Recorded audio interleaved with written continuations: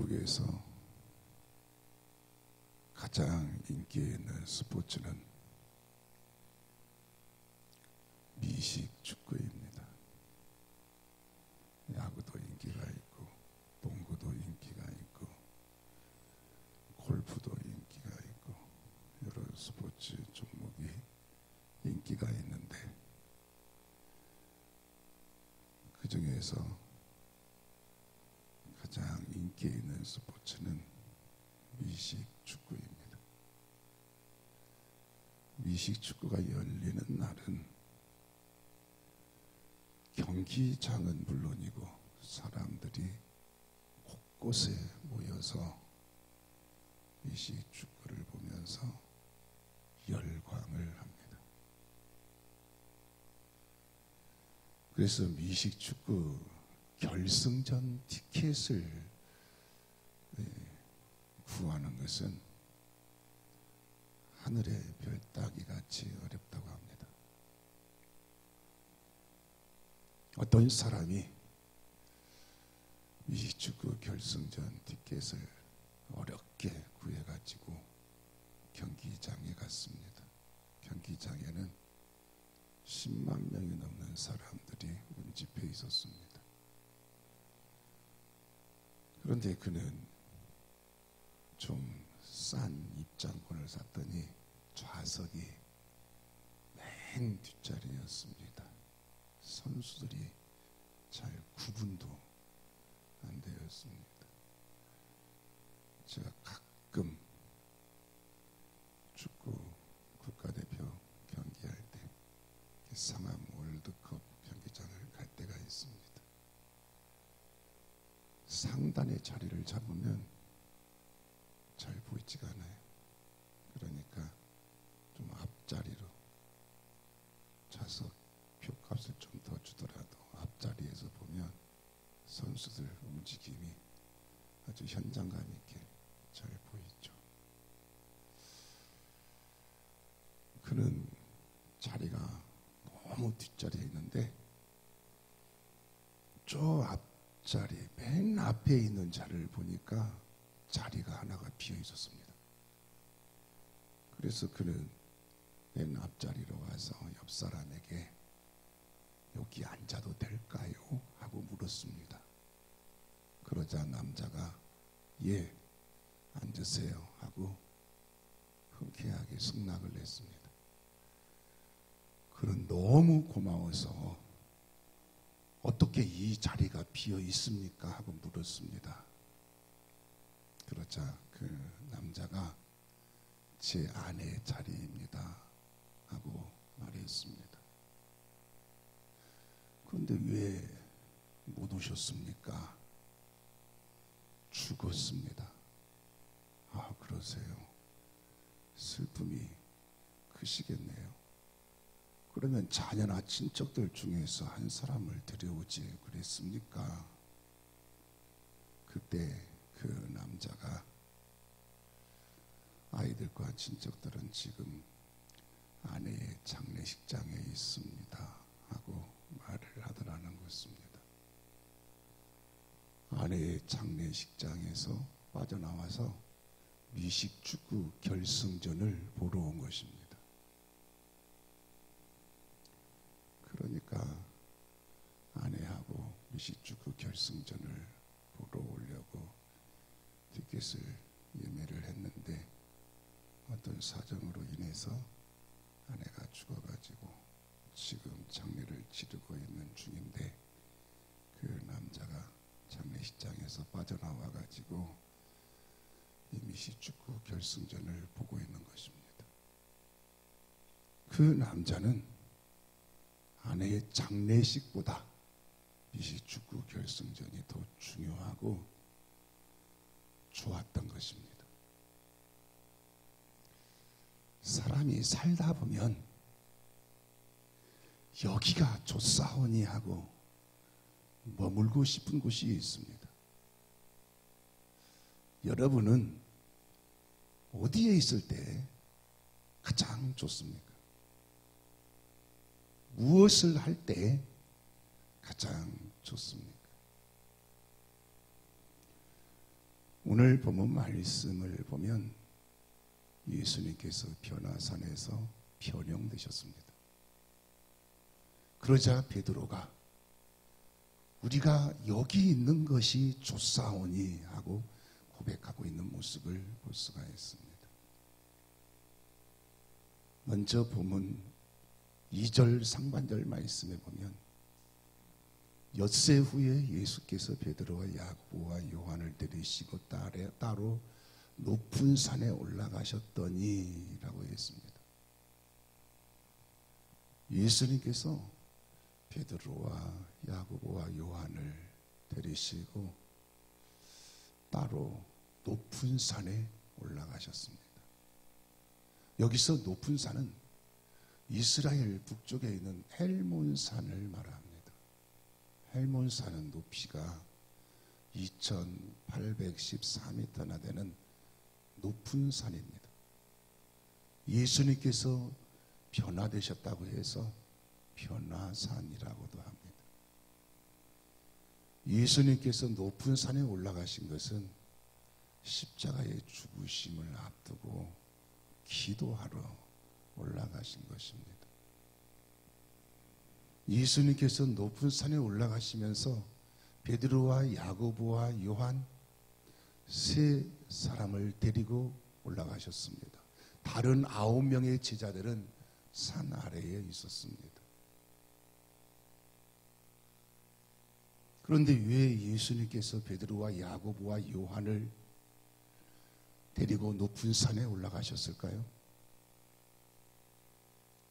그것은 한마디로 데리고 갈 만한 자들이었기 때문입니다. 예수님께서 해당장 야이로의 딸이 죽었을 때 베드로와 야고보와 요한을 데리고 가셨습니다. 또 예수님께서 십자가에 죽으시기 전날 밤에 겟세마네 동산에 기도하러 가실 때도 야고보와 베드로와 요한을 데리고 가셨습니다. 왜 그렇습니까? 데리고 갈 만한 자들이었기 때문입니다.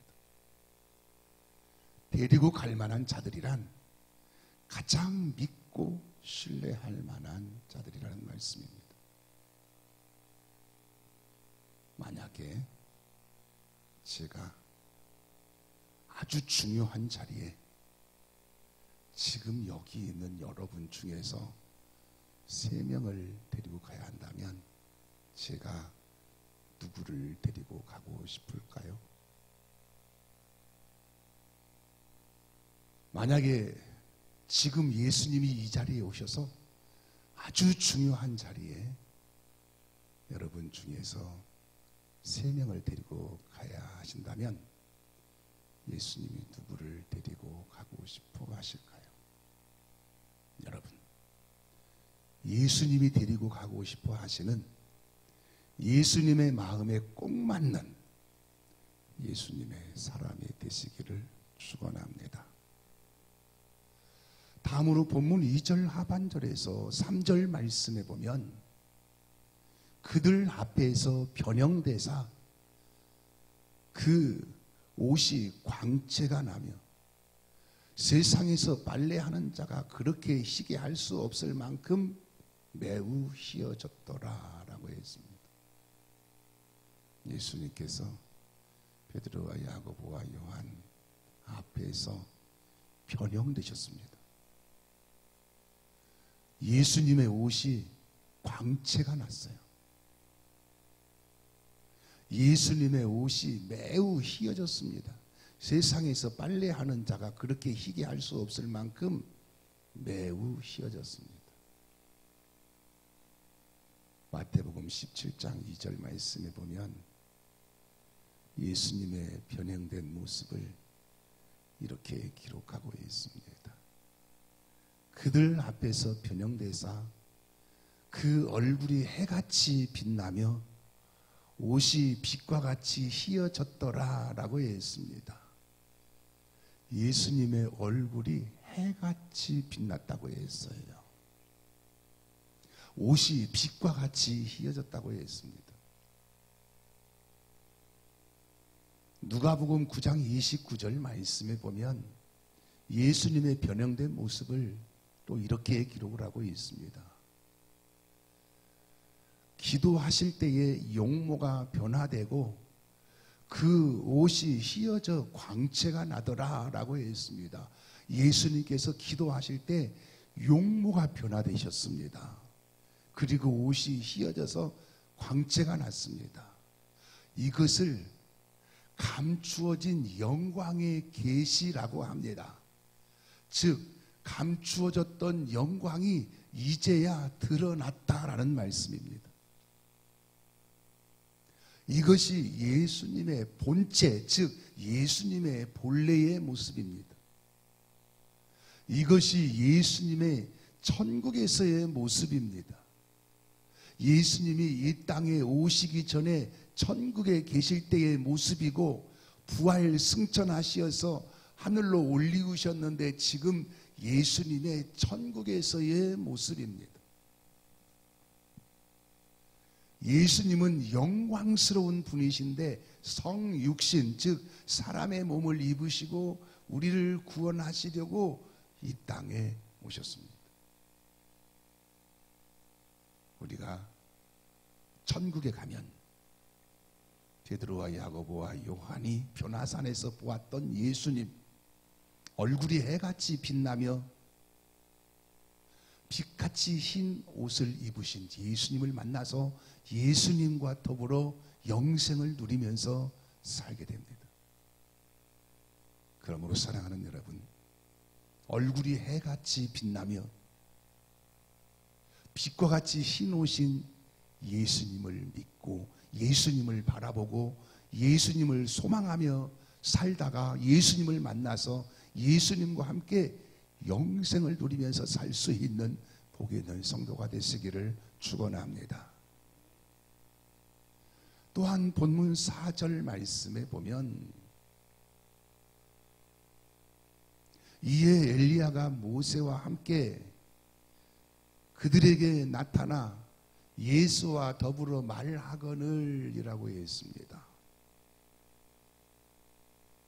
예수님께서 변형되셨을 때 엘리야가 모세와 함께 나타나서 예수님과 더불어 말을 했습니다. 엘리야가 누굽니까? 이스라엘의 아방 시대에 하나님의 메시지를 하나님의 백성들에게 전파하던 선지자였습니다. 또 엘리야는 회오리 바람을 타고 하늘로 올리워진 사람입니다. 엘리야는 모든 선지자들의 대표성을 띠고 있습니다. 모세는 누굽니까? 이스라엘 백성들을 출애굽시키고 광야길 40년을 인도한 사람입니다. 또 모세는 하나님께 율법을 받아서 이스라엘 백성들에게 선포하고 가르친 사람입니다. 모세는 율법의 대표성을 띠고 있습니다. 엘리야는 선지자의 대표로, 모세는 율법의 대표로 하나님의 보내심을 받고 예수님께 와서 예수님을 만나서 지금 예수님과 대화를 나누고 있는 것입니다. 그렇다면 예수님과 모세와 엘리야가 어떤 대화를 나누었을까요? 누가복음 9장 30절에서 31절 말씀에 보면 이렇게 기록되어 있습니다. 문득 두 사람이 예수와 함께 말하니 이는 모세와 엘리야라. 영광 중에 나타나서 장차 예수께서 예루살렘에서 별세하실 것을 말할세라고 했습니다. 예수님과 모세와 엘리야가 장차 예수님께서 예루살렘에서 별세하실 것을 말하고 있습니다. 즉 예수님의 십자가의 죽음에 대해서 대화를 나누고 있는 것입니다. 왜 그렇습니까?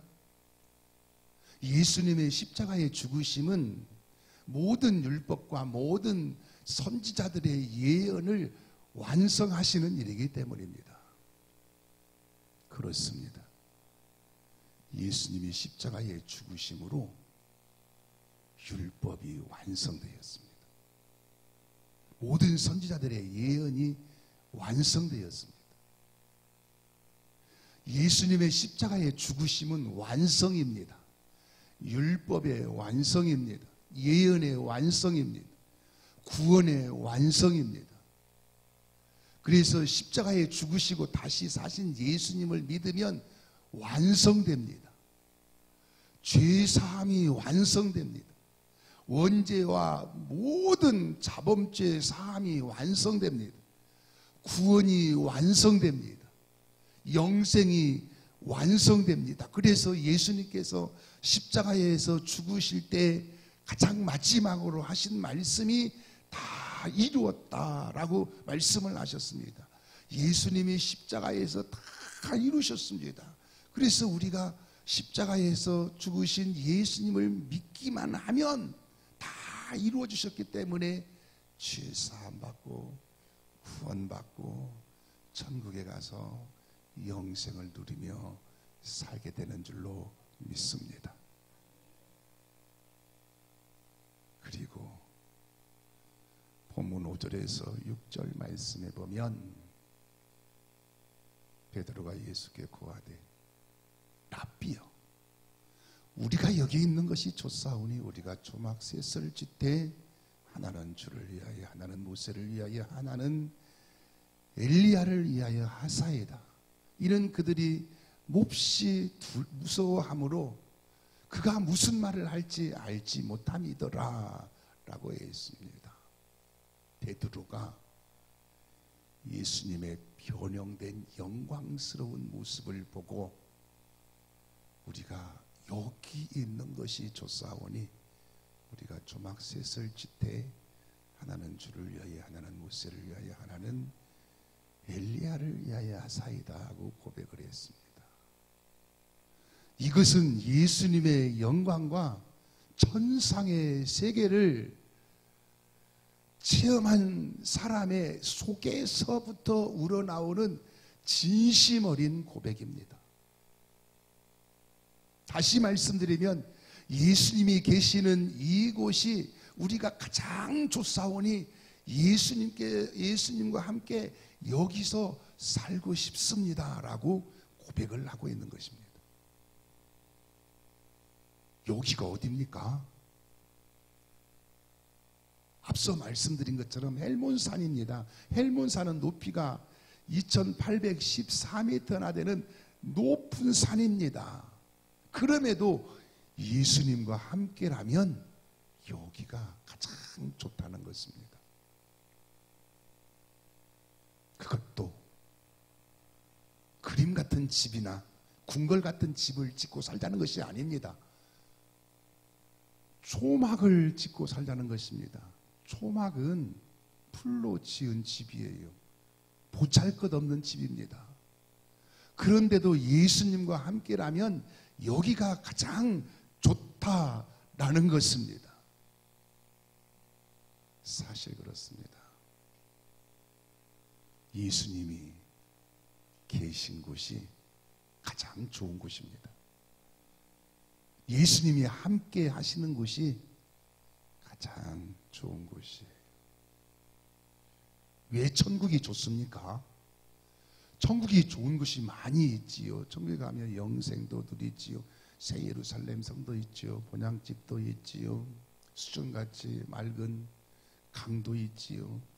또 달마다 열매를 맺히는 생명나무도 있지요. 천사도 있지요. 또 먼저 간 성도들도 있지요. 천국은 아름답지요. 그러니 천국이 좋은 것이 많이 있는데 특히 천국이 좋은 것은 예수님이 계시기 때문에 좋은 것입니다. 천국에 예수님이 계셔서 예수님과 함께 영원히 사랑하며 예수님과 함께 영생을 누리면서 살 수 있기 때문에 천국이 좋은 곳입니다. 그러므로 사랑하는 여러분,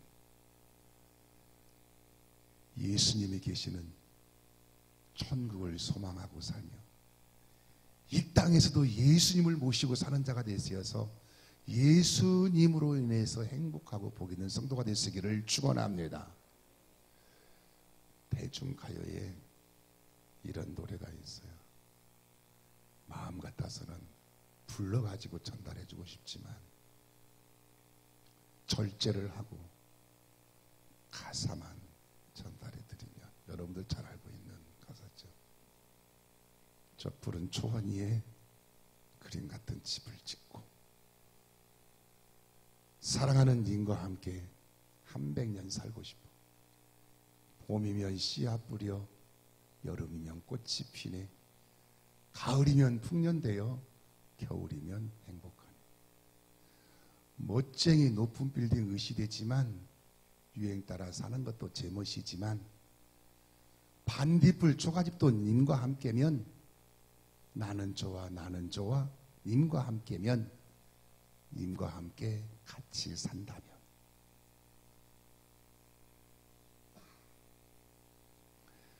님과 함께라면 반딧불 초가집도 좋다라는 것이죠. 오늘 본문 말씀에 나오는 베드로가 그렇습니다. 예수님과 함께라면 이 높고 깊은 산속이라도 초막을 짓고 살아도 여기가 가장 좋다라는 것입니다. 오늘 우리도 그렇습니다. 가장 좋은 것은 예수님이 계시는 곳입니다. 가장 좋은 일은 예수님과 함께 하는 일입니다. 가장 행복한 때는 예수님과 함께 하는 때입니다. 우리의 영혼은 예수님과 함께 할 때 가장 행복해야 하고 평안해야 합니다. 그러므로 여러분, 예수님을 마음속에 모시고 예수님을 여러분의 가정에 모시고 예수님을 여러분의 삶 속에 모시고 살면서 여기가 좋사오니 하고 고백하며 사는 예수님의 사람이 되시기를 축원합니다. 더 나아가서 본문 7절에서 8절 말씀에 보면 마침 구름이 와서 그들을 덮으며 구름 속에서 소리가 나되 이는 내 사랑하는 아들이니 너희는 그의 말을 들으라 하는지라. 문득 둘러보니 아무도 보이지 않고 오직 예수와 자기들 뿐이었더라 라고 했습니다. 구름이 그들을 덮었습니다. 구름 속에서 소리가 났어요. 이는 내 사랑하는 아들이니 너희는 그의 말을 들으라 하는 소리가 났습니다. 그리고 나서 문득 둘러보니까 아무도 보이지 아니하고 오직 예수님과 자기들 뿐이었습니다. 구름은 하나님의 임재를 상징합니다. 구름 속에서 나는 소리는 하나님의 음성이었습니다. 다시 말씀드리면 베드로와 야고보와 요한은 하나님의 임재를 체험을 했습니다. 하나님이 임재하셔서 예수님에 대해서 증언하시는 하나님의 음성을 체험했습니다. 저는 오늘 본문 말씀을 보면서 이런 생각을 해보았습니다. 베드로와 야고보와 요한이 얼마나 황홀했을까 하는 생각을 해보았어요. 예수님의 얼굴이 해같이 광채가 나고 예수님의 옷이 빛과 같이 희어지고 모세와 엘리야가 와서 예수님과 대화를 나누고 하나님이 임재하셔서 예수님에 대해서 증언하시는 하나님의 음성, 그 우렁찬 하나님의 음성을 직접 들을 때 얼마나 황홀했을까라는 생각을 해보았습니다. 오늘 우리도 하나님의 임재를 체험하면서 신앙생활을 해야 합니다. 하나님의 임재 연습이라는 책이 있습니다. 이 책은 로렌스라는 수도사가 생활 속에서 하나님의 임재를 체험하기 위해서 노력하는 내용입니다. 로렌스 수도사가 생활 속에서 하나님의 임재를 느끼고 체험하면서 살기 위해서 노력을 하는 겁니다.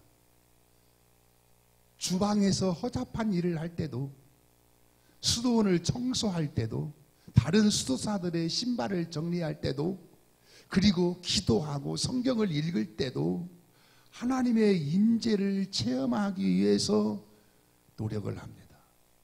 그러다가 어느 날부터 마침내 하나님의 임재가 느껴지기 시작했습니다. 삶 속에서 하나님의 임재가 느껴지기 시작했어요. 그래서 그때부터 모든 일에 하나님의 임재를 느끼고 하나님을 체험하면서 생활하게 되었다라는 내용입니다. 오늘 우리도 그렇습니다. 하나님은 우리 곁에, 우리 안에 임재해 계시는 분이십니다. 그러므로 내가 하나님의 임재를 느끼고 체험하면서 사는 신앙생활이 되어야 합니다.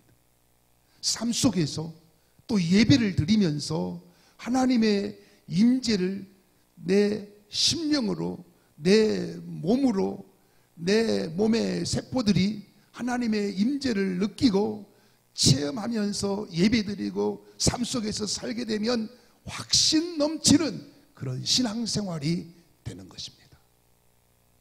그러므로 사랑하는 여러분,